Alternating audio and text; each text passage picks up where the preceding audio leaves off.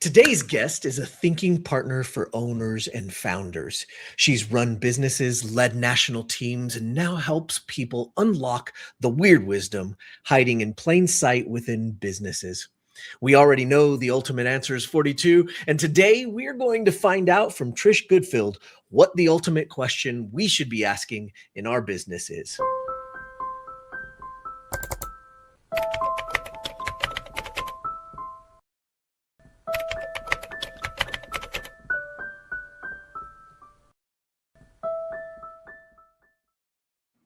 What's up, everybody? Michael Johnson here with the 42 podcast, where we already know the answer and we're on a quest to find the ultimate question. I'm excited you're here with me today as we explore the ultimate question with another amazing expert and business owner. Today, we have Trish Goodfield joining us on the show. Trish, thank you so much for joining us on the show today. It is such a pleasure to have you here. Thank you very much, Michael. I'm really excited to be here and to explore the ultimate question. Absolutely. I can hardly wait to get to it. But first, we've got to get a little bit of background. We want to know about your story. We want to know about the crazy winding road that you took to get to where you're at today and doing what you're doing. So kind of give us the rundown and how you got here.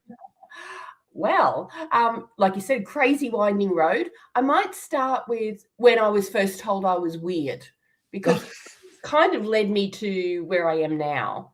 So I was in a meeting and it was a team of senior executives, and I had prepared for the meeting according to the agenda. You know, it's rare that I get through the whole thing, but I was on this one and get into the meeting and another item had been parachuted in. And of course, I had lots of questions about it, but I was the only one asking any. And a colleague turned and looked at me and said, "You're weird." And it wasn't said with any malice or ill intent, but the room went quiet. And I don't know where my response came from, but my response was, "Thank you." Because the first time in my life, I kind of felt that I was seen, because I've always been the person asking questions. Right. And I followed that little loop down about why I felt that way. And I came across this old Scottish English meaning for weird when it was spelt W-Y-R-D, meaning one's destiny. And it kind of made sense to me then, because I was the kid in grade 2 who, when told they were going to do a test, didn't do it because nobody would tell me what a test was. So I didn't have a temper tantrum. I just sat there and went, I got no clue. I was the teenager who learnt that saying, "That's not fair," got her grounded for 6 weeks. But what do I need to do to prove I can do this? Right. And you got me grounded for a week, you know. So, so I've always been that person. So for me, moving between industry sectors seemed to be quite easy, because I would question how I could do that, and I wasn't listening to barriers. When my husband first suggested we went into business on our own, after I got over that initial, "Oh my God, what's this?" Because nobody in our family had ever worked for themselves. You know, my parents were born before the Depression. Having a job was the holy grail, you know, so that was totally different. But then leaning into that, which was so different, that was a craft business, so different from the not-for-profit area I'd been in. So again, it sort of constantly stretched me, had me questioning myself, what it was that we were doing, how we could do it, how we could do it differently. So I guess all of that led me to where I am today. Right. Well, of course, I think we've all had a similar experience, which is interesting because it's so easy to think that it's just you. But the number of times I've been called weird in my life is... Yeah, and I had never, ever been told I was weird before. Yeah. That was no. I was told I was being willful, you know, all of those sorts of things, but never weird. So, and I guess it really got me thinking, because it is a word that's used to put people down or to put them in their place. And yet it never meant that originally. So that's what I've embraced in my work, was that it's one's destiny. And I say it's only wisdom if you use it and share it. Right. So, yeah. I love that. So tell us a little bit more about how you have started using that and how you've built it into the business that you're currently running and what you do for people. Yeah. So I guess I had been, like, this is my 26th year as a coach. And it wasn't like I started coaching diversity of thought or weird wisdom. At that stage, I was coaching people how to open craft businesses, because people were coming to me saying, we want to do what you want to do. I started charging them for it, hoping they'd go away, because it was annoying me. But when they started paying, I kind of went, oh, this is nice. And I found I really liked it. So like a lot of businesses, I think we evolve. And it was probably 12 years ago that I found myself consciously using the principles that I had identified in my own work. And with people. And so that sort of metamorphosed into really being clear about it, now speaking about it, doing advisory work with organizations, because while I believe weird wisdom gives individuals agencies, it doesn't sit just with leaders. If you can get in and use it across the depth and breadth of organizations, it's embraced a lot quicker. So I guess, again, it kind of meandered. I'm always looking for different ways to use it, which is why I wrote the book, Weird Wisdom at Work, which is not written directly to leaders. It's for anybody. It's written to you, whoever you is in an organization. So I love seeing people kind of get it and seeing themselves in the work. Right. Well, it's sort of a process of bringing out our individual superpowers in finding our uniqueness. Is that an accurate assessment? Yeah, absolutely. Because I say to people, it's not about transformation. It's more like a remembering. Right. And then when we do it intentionally, we get better at it. Because I'll sit in rooms and say to people, we're all reasonable. We think that we are embracing other people's diversity of thought, but it's often the micro behaviors that shut it down. And when people become aware of those, it becomes better, and it doesn't require me to be on site for, months and years, like a lot of consultancy work. Right. Yeah. Which is a very cool aspect of what you do. I think a lot of people think that, you would have to be there forever to try to do that. And I love that approach that you can get in and get the job done and help them to be able to access that from all their people. And I love that. What a really cool direction to go, and what a cool use of your own superpower and your own weirdness. I love that. I think that's amazing. Well, I'm excited to dig in. We're all here to hear what your ultimate question is. If you're new to the channel and you haven't been here before and heard any of our other episodes, we are seeking to find the ultimate question we should be asking for our business. In so many instances, we don't know what we don't know. And that's just the beast of it all. And especially if you're on the journey of building your business, regardless of what stage you're in, there are so many things that can help us if we only knew to ask the right question. And so what we did was we asked Trish to come up with her ultimate question that she believes we should be asking about our business. And so, Trish, you had some time to think about it. You had some time to put it together. So let's talk about that question. Before we get to today's ultimate questions, a quick note from Business Choreography. If your prospects need education before they're ready to buy, you probably need more than random content and one-off conversations. You need a structured way to teach, build trust, and help the right people understand why your work matters. That's what the free Event Systems Masterclass from Business Choreography is all about. It shows how experts, coaches, consultants, educators, speakers, and service providers can use repeatable events to create trust and move the right people towards qualified sales conversations. You can watch the free masterclass at eventchoreo.com. That's eventchoreo.com. Now, let's get back to the show. What's the ultimate question you believe we should be asking about our business? So this took some thinking. So my ultimate question was, what if growth is the wrong goal? Sure. What if growth was the wrong goal? Okay. Well, let's play with that just a little bit. What if it is? Then what? Okay. So I guess for me, chasing growth in itself isn't a bad thing. So Sure. Let's put that out there. It's that growth in itself then tends to flatten, I guess, the thinking that brought you to this place.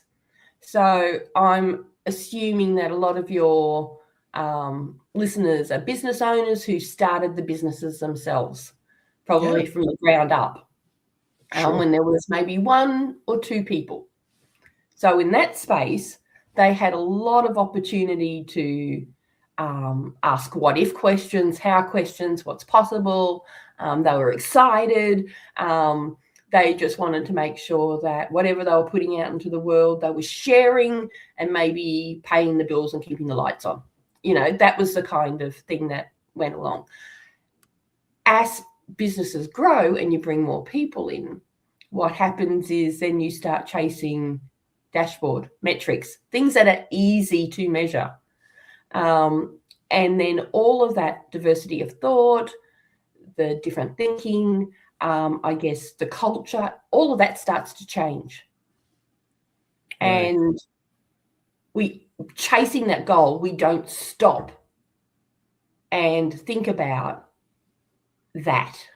And I think it's a critical part of the business, because then people stop enjoying it and they walk around going, I miss the days when I knew everybody who worked for me. I miss the days when we all got around the table on Friday afternoon and had a few beers before we went home. Those sorts of things. And I'll tell you a quick story. We've got I don't know whether you're familiar with Australian rules football. It's the National Football League of Australia. Sure. Except Tasmania, the state that I live in, didn't have a team. Oh, no. And no, well, not because we didn't want one, but the rest of the country didn't want us in there because we have the best football players, just saying. So they were getting all of our best football. Anyway, finally, we've been granted a license, and in 2028, we're going to start playing in the league. But when they set up the business behind the team, because we still don't actually have a team, like players signed, but they've got the business behind it. Sure. And they had 8 people. And they had conversations. And the head of culture, Lauren Chansey, was talking about this, that they constantly were having these conversations about how do we maintain the culture as we grow.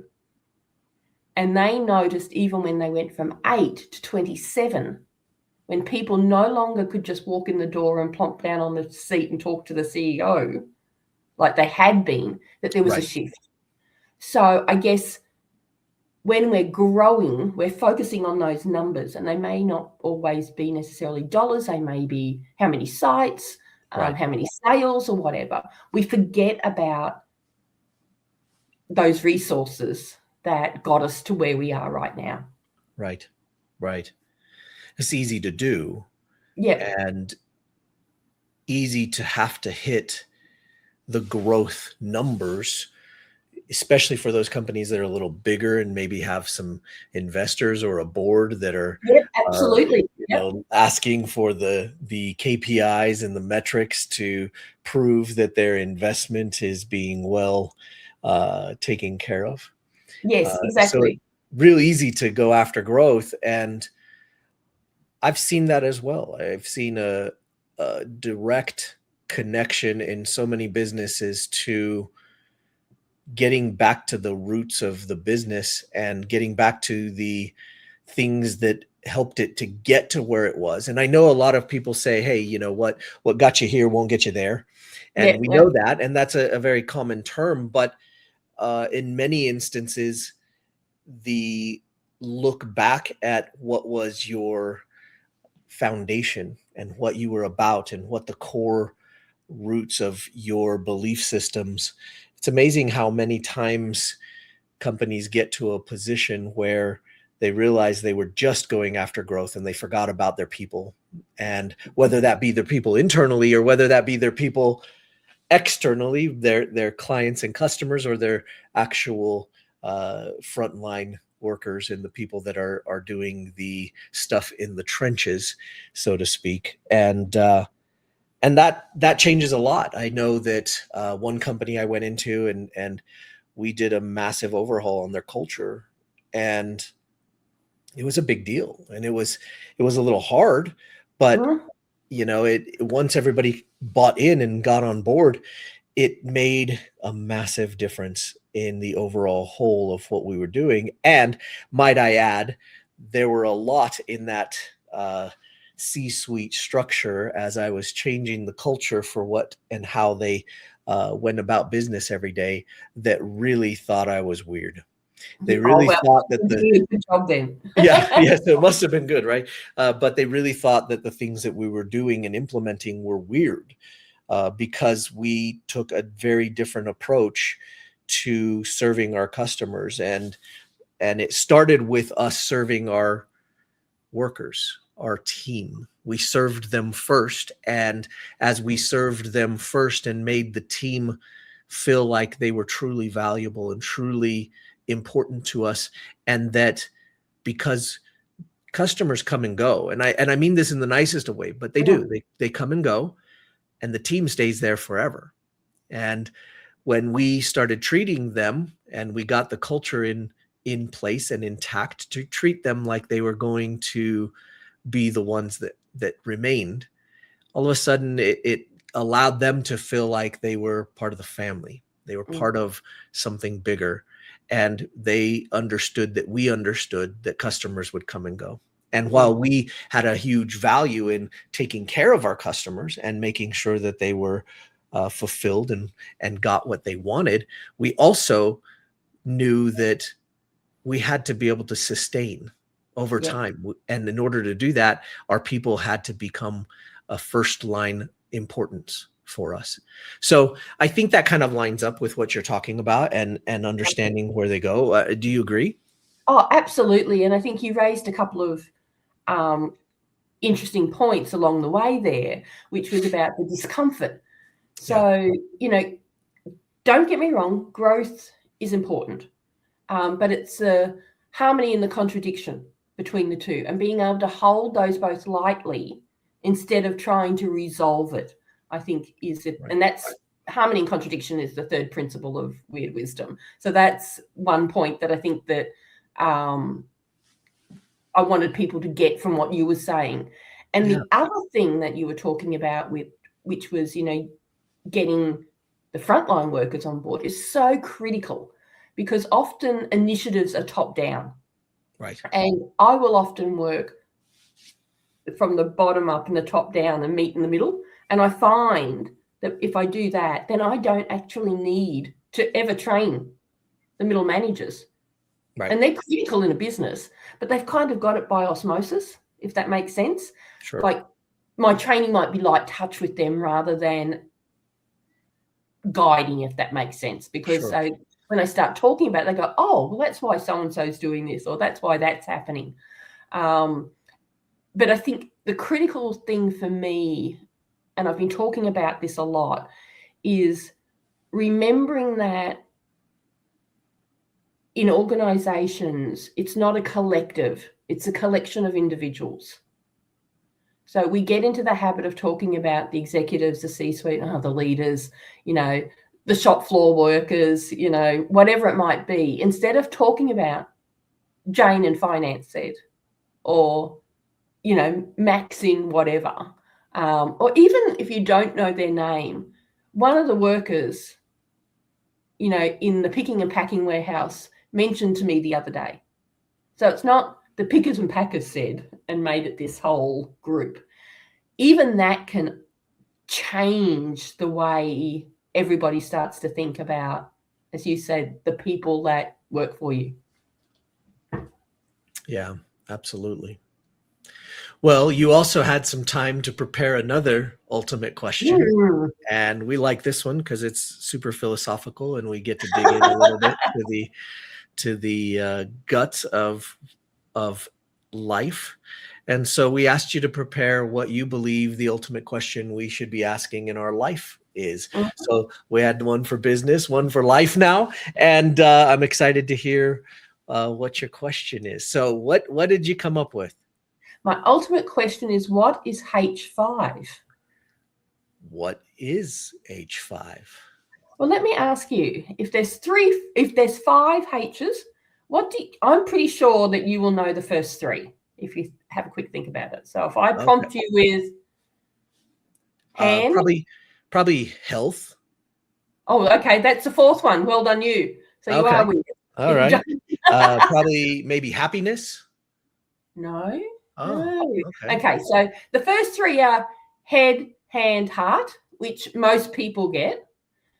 The 4th one is health, and the 5th one is harmony. Harmony. I love harmony. We talk about it a lot at my business choreography. Harmony is so important. Yeah. And I guess for me, there's something that underpins who I am and the way I work. So if we talk about life, I don't believe in work-life balance, that whole thing, because for a start, work is part of life. And if we're separating it out and you think about balance, if you've got scales and you're trying to balance them, they have to be equal. Right. And let's just go right to the crux of it. If 50% of your day is work, that's not healthy. Let's just put that out there. Sure. So I don't like the balance, because I think I don't mind a bit of tension. There's way too much tension required to maintain that, where harmony allows you to flex into those different areas.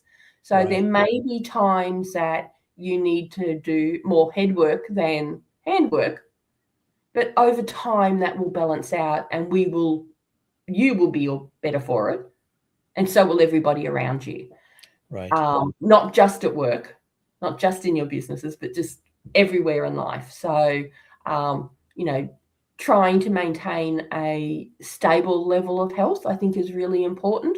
I certainly aren't a health, nut. I don't do extremes, but I certainly want the energy that is necessary for me to get out of bed at 3 o'clock to prepare for a 4 a.m. podcast. I want to be able to have energy left for the people around me when I come home from traveling for work. I think that's really important. I've been reading lately all of this so-called proof as if it's new. Now, it is proven, but it's not new proof that, handwriting is good for our mental capacity, but also our well-being. Sure. Anybody who's journaled knows that. People who paint or craft or do woodwork or tinker on cars or cook knows about the benefit of that. So, just, again, being intentional about it. When you're cooking dinner, even if you just go, ding, that's my hand for the day. And I'm cooking something healthy. Ding, there's my healthy for the day. It just helps it along rather than thinking of it as a chore. So I think it's, for me, gives me that harmony in my day and in my life. Yeah. I love that. So when we're talking about head, we're talking about our thinking, essentially. And when we're talking about our heart, we're talking about our maybe emotional state. Yeah, yeah, absolutely. And how we are feeling, and how we can regulate that. Yeah, Because sometimes, yeah, sure, we all have moments where we get frustrated, but are we able to recognize it and recalibrate? Or does it just become this self-perpetuating thing that everything frustrates us? right, right. Yeah. Head, heart, hand, health, and harmony. I love that. 5 H's. I'd Mm. love you guys out there listening to take a moment and ask the question and ask what you've done in those spaces, when it comes to H5 and when it comes to your business, and wondering if growth is the wrong goal. What is the right goal? What's the better goal for you and for your business? We'd love to hear from you. We'd love to respond in the Absolutely. comments, and both Trish and I will take a look, and we'll keep an eye on it. And of course, we'll reply back without a doubt. But we would love to hear from you. We'd love to hear what these questions brought up in you. We'd love to hear your thoughts about it, and where you stand with the concepts and the ideas, and maybe what sparked some energy in you, and some questions, even beyond these questions, Mm. for you, and whether you've analyzed these before or not. And of course, we'd love to hear from you. And while you're at it, throw a subscribe to the channel so that we can get this ultimate quest journey out to other people, so that they can hear more about these amazing questions and hear from our amazing guests like Trish. Trish, you were so kind to bring a gift for our audience, and something really special for them. So I'd love you to tell us what you brought for them, and what it's all about. Okay, so the gift is a bit of a cheat sheet, because one of the things that I get pushback about weird wisdom is it's fluff. Hmm. Okay, it's woo woo. It's nice to have. So what I've got for people, it might help them in their own thinking, but it also might help them if they're finding that they want to have these conversations with their stakeholders, with their boards, with their investors. And it's actually a document where I map the weird wisdom principles against the ISO standards that are a global standard that people in all sectors, all businesses across the world, if they need to meet auditing or whatever, have to comply with. Right. So, and I mean, I know it's not flash, it's not this perfect, bright, shiny thing, but it's something that people can use. It can be helpful to address any barriers that people might have. And it's an opportunity for you to actually go, well, okay, so we're doing these standards and we're meeting them when we're being accredited because we've got the policies and procedures. But the reality is, in day to day, the behaviors haven't changed. And that's Right. that's what the principles of weird wisdom actually address, those behaviors. So it helps people identify the gaps. Sometimes there won't be any. And Right. that's my hope for you, is that you actually walk away going, yay, we're great. But for other people, it might be, oh, and we need to do something about this. And they can, they don't need me. A lot of people, once they're made aware of it, can do it themselves.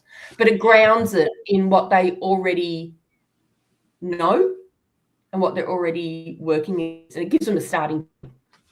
Right. Right. That's awesome. Thank you so much for bringing that for us.